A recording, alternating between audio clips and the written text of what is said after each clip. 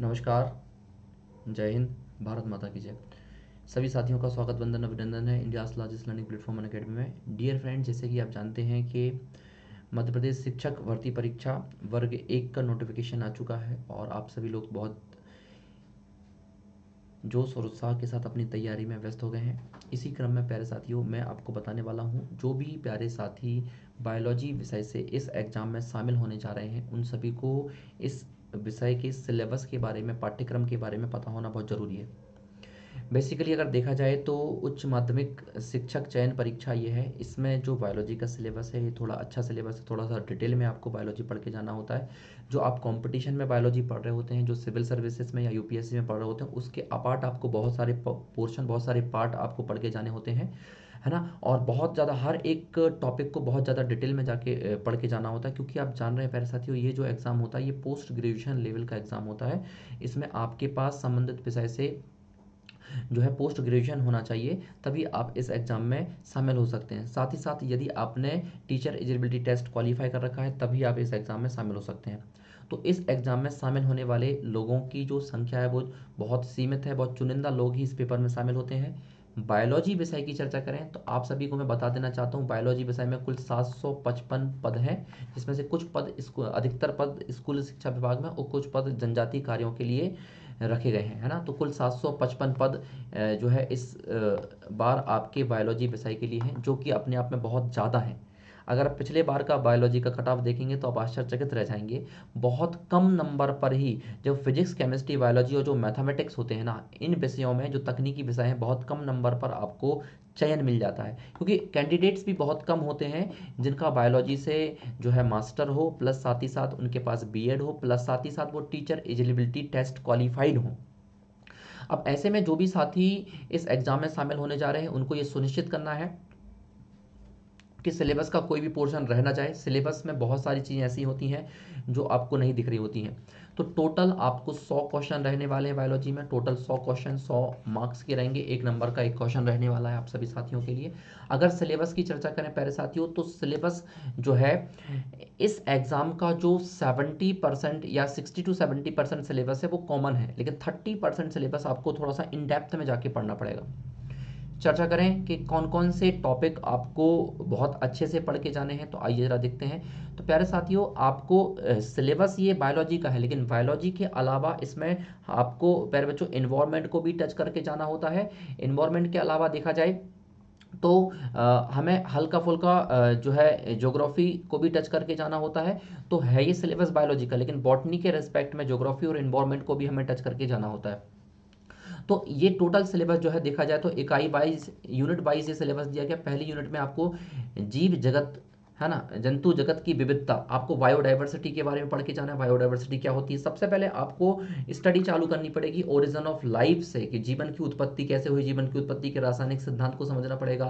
फिर इस दुनिया में सबसे पहले नील हरित शैवाल आया, नील हरित शैवाल के बाद कौन कौन से जंतु, कौन कौन सी वनस्पतियां इस पृथ्वी पर उत्पन्न हुई, और आज वर्तमान में कितने प्रकार की जीवन, कितने प्रकार की लाइफ इस दुनिया में पाई जाती है। दुनिया में, ब्रह्मांड में देखा जाए, पृथ्वी में देखा जाए तो पृथ्वी के किस स्थान पर किस प्रकार की जैव विविधता पाई जाती है। सजीव क्या होते हैं, सजीवों का संगठनात्मक वर्णन कैसे किया जाएगा, सजीव किन किन चीज़ों से मिलकर बने होते हैं, कौन कौन से तत्व उनकी शारीरिक संरचना में विद्यमान होते हैं, उनकी आणविक संरचना देखना पड़ेगा। जीवन की उत्पत्ति कैसे हुई, उनके पीरियड के बारे में हमें पढ़ना पड़ेगा, है ना। और आपको लाइफ का क्लासिफिकेशन पढ़ना पड़ेगा प्यारे साथियों। इसमें अगर देखा जाए तो 5 जगत वर्गीकरण भी आपको पढ़ना पड़ेगा। इसमें अंतर्गत मोनेरा, प्रोटिस्टा, कवक, पादप और जंतु इत्यादि पढ़ते हैं। लाइकेन के बारे में पढ़ना पड़ेगा। सभी सूक्ष्म जीवों के बारे में विस्तार से पढ़ना पड़ेगा, चाहे वो लाइकेन हो, चाहे वो वायरस हो, चाहे वो बैक्टीरिया हो, चाहे वो यूग्लिना हो। तमाम प्रकार का जो क्लासिफिकेशन है, आपको प्लांट का क्लासिफिकेशन और जंतुओं को, पादप और जंतुओं को बहुत विस्तार से पढ़ के जाना है।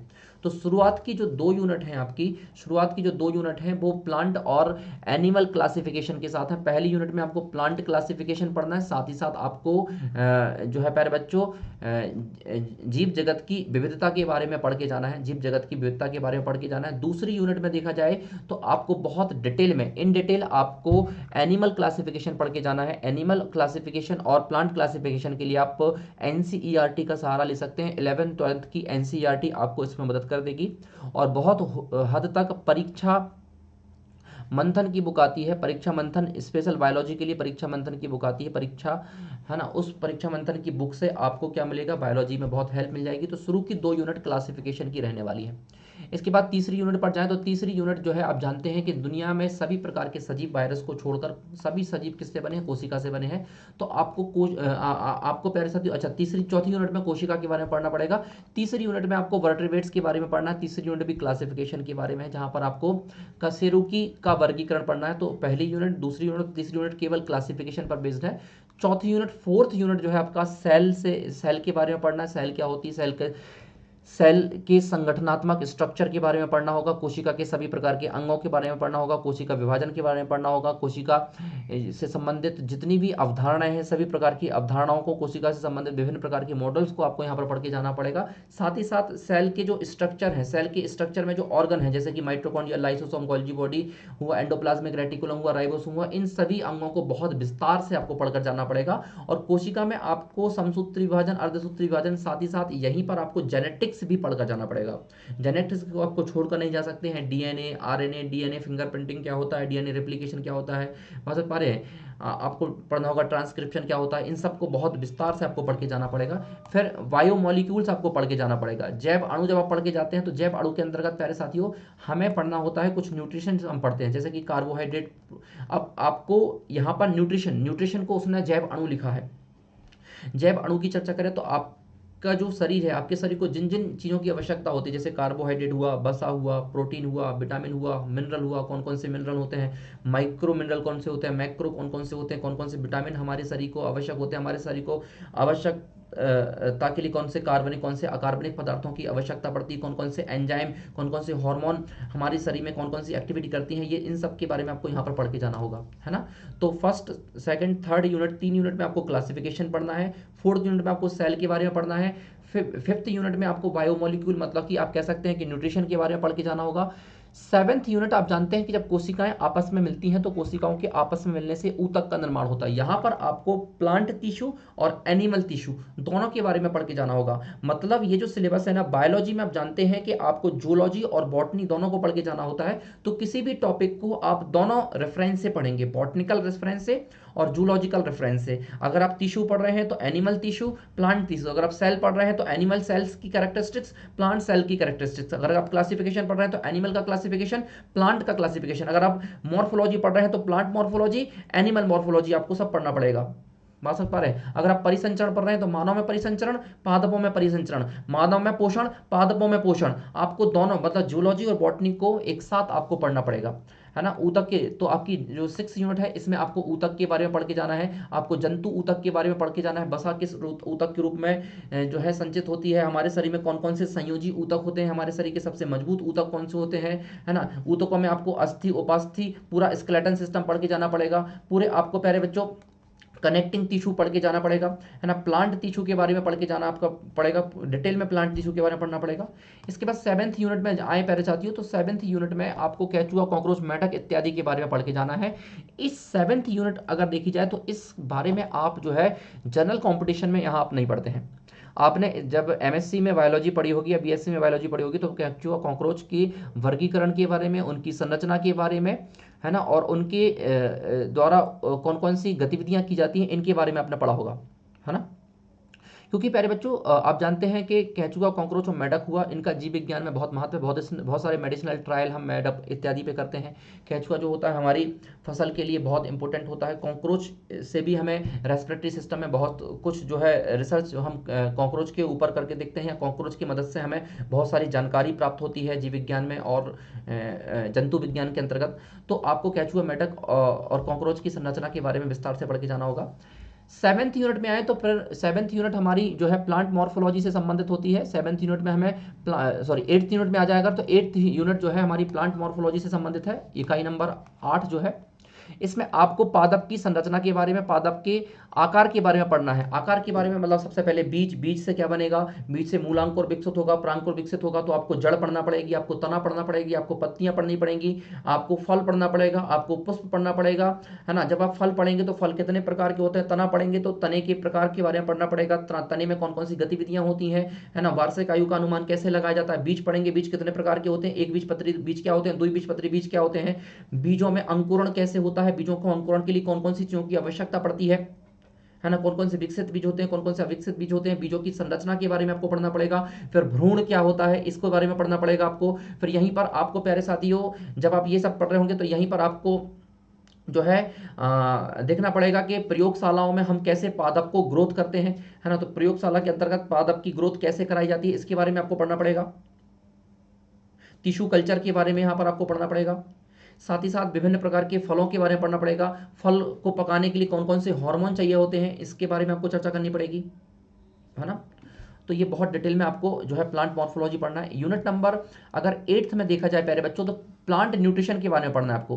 प्लांट ट्रांसपोर्टेशन और प्लांट न्यूट्रिशन के बारे में पढ़ना है। पादपों में होने वाला परिवहन, पादपों में परिवहन कैसे होता है उसके बारे में पढ़ना है आपको। पादपों को अपने विकास के लिए कौन कौन से पोषक तत्वों की आवश्यकता होती है, इसके बारे में पढ़ना है आपको। इसके अंतर्गत आपको विभिन्न प्रकार के जो है साइकिल पढ़ने पड़ेंगे। आपको नाइट्रोजन साइकिल पढ़ना पड़ेगा, आपको जो है प्यारे बच्चों देखा जाए तो मृदा साइकिल के बारे में पढ़ना पड़ेगा, आपको देखा जाए प्यारे साथियों तो वाटर साइकिल भी आपको यहाँ पे समझना पड़ेगा, आपको यहाँ पर ट्रांसपिरेशन समझना पड़ेगा, है ना। साथ ही साथ जो है मिट्टी में कौन कौन से पोषक तत्व होते हैं, पादप को अपने विकास के लिए कौन कौन से पोषक तत्वों की आवश्यकता होती है। यहाँ पर आपको पढ़ना पड़ेगा कि पतझड़ क्यों आता है, पतझड़ के पीछे का कारण क्या होता है ना। आपको पढ़ना पड़ेगा परासरण क्या होता है, विसरण क्या होता है। तमाम प्रकार की चीज़ें आपको यहाँ पर डिटेल में पढ़नी पड़ेंगी। यूनिट नंबर 10 में आ जाए तो यूनिट नंबर 10 अगेन बॉटनी से रिलेटेड है। यूनिट नंबर 10 अगेन बॉटनी से रिलेटेड है। यहाँ पर आपको प्रकाश संश्लेषण के बारे में बहुत डिटेल में पढ़ना पड़ेगा। प्रकाश संश्लेषण के बारे में आप जर्नल बायोलॉजी में पढ़ते हैं, लेकिन यहाँ पर आपको बहुत डिटेल में पढ़ना पड़ेगा। प्रकाश संश्लेषण क्या है, प्रकाश संश्लेषण के लिए कौन कौन से घटक अनिवार्य होते हैं, प्रकाश के कौन कौन से रंगों में प्रकाश संश्लेषण की दर क्या होती है, प्रकाश संश्लेषण की प्रक्रिया कितने चरणों में कंप्लीट होती है, प्रकाश संश्लेषण के कौन कौन से घटक होते हैं, पृथ्वी पर होने वाले प्रकाश संश्लेषण का कितना कितना भाग किस प्रकार के पादपों द्वारा किया जाता है, प्रकाश संश्लेषण की प्रक्रिया को कौन कौन से कारक प्रभावित करते हैं, ये पूरा आपको यहाँ पर डिटेल में पढ़ना पड़ेगा। यूनिट नंबर 8 से देखा जाए तो जूलॉजी चालू हो जाती है। यहाँ पर आपको जंतु में शोषण, जंतुओं में शोषण के बारे में, और साथ ही साथ यूनिट नंबर 11 जो है यहाँ पर अगेन आपको प्लांट के बारे में, प्लांट में पादपों में शोषण और पादपों में वृद्धि कैसे होगी, पादपों का विकास कैसा होगा, इसके बारे में पढ़ना पड़ेगा। मतलब यूनिट नंबर 11 भी आपकी जो है प्लांट मॉर्फोलॉजी से रिलेटेड है। यहाँ पर आपको प्लांट रेस्पिरेशन के बारे में समझना होगा। यहाँ पर आपको प्लांट देखा जाए तो ग्रोथ के बारे में समझना होगा कि पादपों में विकास कैसे होता है, इसके बारे में आपको समझना है। तो यूनिट नंबर 11 जो है पूरा रिलेटेड है आपकी प्लांट ग्रोथ और प्लांट रेस्पिरेशन से। यहाँ पर आप तमाम प्रकार के प्लांट हार्मोन के बारे में पढ़ेंगे। साइटोकाइनिन क्या होता है, जिब्रेलिन क्या होता है, और आपको पढ़ना पड़ेगा कि ऑक्सिन हार्मोन क्या करता है, एब्सिसिक अम्ल का क्या काम होता है, कौन कौन से हार्मोन पादप वृद्धि हार्मोन होते हैं, पादप वृद्धि रोधी हार्मोन कौन कौन से होते हैं, ग्लाइकोलाइसिस की प्रक्रिया पढ़नी पड़ेगी आपको, क्रेब्स चक्र पढ़ना पड़ेगा आपको, है ना। तो ये पूरा आपको यहाँ पर यूनिट नंबर 11 में पढ़ना पड़ेगा। यूनिट नंबर 12 में अगेन आपको प्लांट, तो पुष्प पादप में जो होता है, फ्लावर जो होता है, जो ऐसे पादप होते हैं जो पुष्पों का निर्माण करते हैं, उनमें लैंगिक जनन के बारे में पढ़ना होगा आपको, है ना। तो यहाँ पर आप पुष्प की संरचना के बारे में पढ़ेंगे। यहाँ पर आपको परासरण के बारे में पढ़ना पड़ेगा, ठीक है। परासरण की कौन कौन सी विधियाँ होती हैं, है ना। पादपों में जनन कैसे होता है, पादपों में भ्रूण का निर्माण कैसे होता है, भ्रूण का विकास कैसे होता है ना। और हम प्रयोगशाला में कैसे पादपों में जो है भ्रूण का विकास करा पा रहे हैं। साथ ही साथ यहाँ पर आपको बायोटेक्नोलॉजी का टच लेना पड़ेगा। जब आप बायोटेक्नोलॉजी का टच लोगे तो आपको देखना पड़ेगा कि कौन कौन से जो है हम ऐसे फसलों का विकास कर रहे हैं, कौन कौन से ऐसे बीजों का विकास कर रहे हैं जो बायोटेक्नोलॉजी की पद्धतियों से किए जा रहे हैं। इन सब के बारे में आपको यहाँ पर पढ़ना पड़ेगा। साथ ही साथ प्यारे बच्चों आपको पढ़ना पड़ेगा, इसके बाद नेक्स्ट यूनिट में आते हैं तो आपको जेनेटिक्स पढ़ना पड़ेगा। यहाँ पर आपको मेंडलीव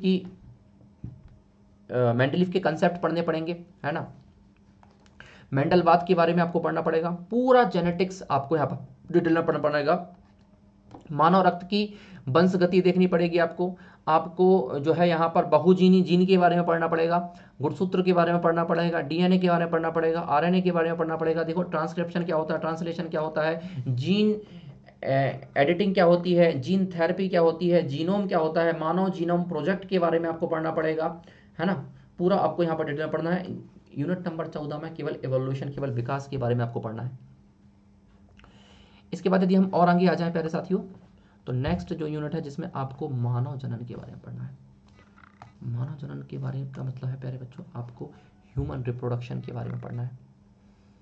अब मानव जनन के बारे में सामान्य जानकारी तो सभी लोग प्राप्त करते हैं, लेकिन मानव जनन के बारे में प्यारे बच्चों आपको कुछ तकनीकियाँ पढ़नी, जैसे कि IVF, जैसे कि ZIFT, जैसे कि GIFT, इन तकनीकियों के बारे में आपको पढ़ना पड़ेगा, है ना।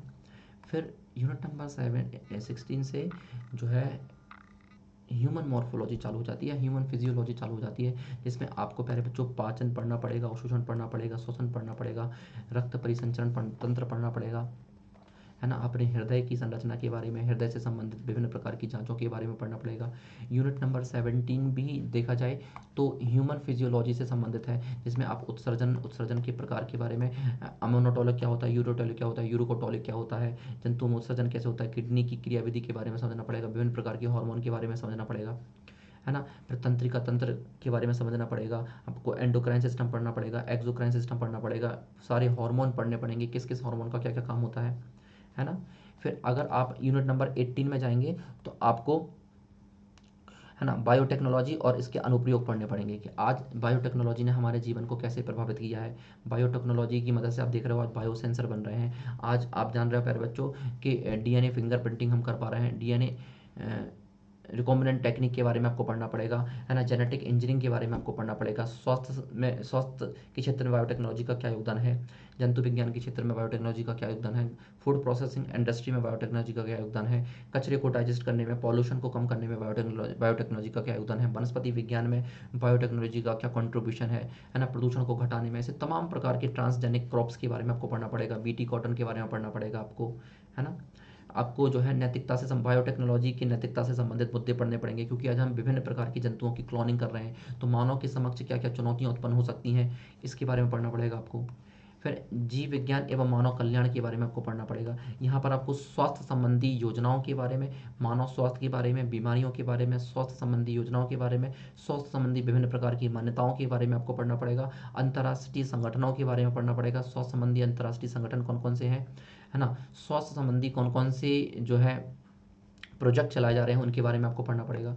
इसके बाद लास्ट यूनिट आपकी इन्वायरमेंट और इकोलॉजी की यूनिट है। इन्वायरमेंट इकोलॉजी को आपको बहुत डिटेल में पढ़ना पड़ेगा। यहाँ पर आपको पारिस्थितिकी क्या होती है, पारिस्थितिकी की अवधारणा के बारे में पढ़ना पड़ेगा, पारिस्थितिकी के कौन कौन से घटक हैं उनके बारे में पढ़ना पड़ेगा, है ना। इसको साथ ही साथ आपको पारिस्थितिकी कंजर्वेशन क्या किया जाए, इकोलॉजिकल कंजर्वेशन कैसे किया जाए, पारिस्थितिकी पिरामिड की अवधारणा पढ़नी पड़ेगी आपको, आपके वनों के बारे में पढ़ना पड़ेगा आपको, राष्ट्रीय उद्यान के बारे में पढ़ना पड़ेगा आपको, जो है रामसर साइट के बारे में पढ़ना पड़ेगा, आर्द्र भूमियों के बारे में पढ़ना पड़ेगा, है ना, वाइल्ड लाइफ सेंचुरी के बारे में पढ़ना पड़ेगा, जैव विविधता का संरक्षण कैसे किया जाए इसके बारे में पढ़ना पड़ेगा, साथ ही साथ आपको प्रदूषण इत्यादि के बारे में पढ़ना पड़ेगा, और पर्यावरण से संबंधित विभिन्न प्रकार के राष्ट्रीय और अंतर्राष्ट्रीय संगठनों को आपको पढ़ के जाना पड़ेगा। कौन कौन से ऐसे जीव हैं जो संकट में है, बायोडाइवर्सिटी के सामने कौन कौन से इशूज हैं उनके बारे में आपको पढ़ना पड़ेगा।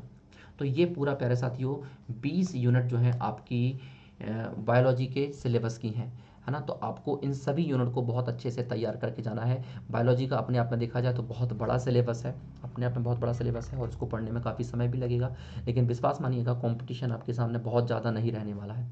अगर आप एक एवरेज मार्क्स भी लेकर आते हैं तो इस एग्ज़ाम में आप सिलेक्शन पा जाएंगे।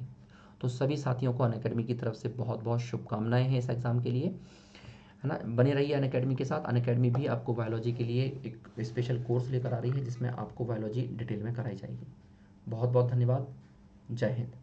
Let's crack it.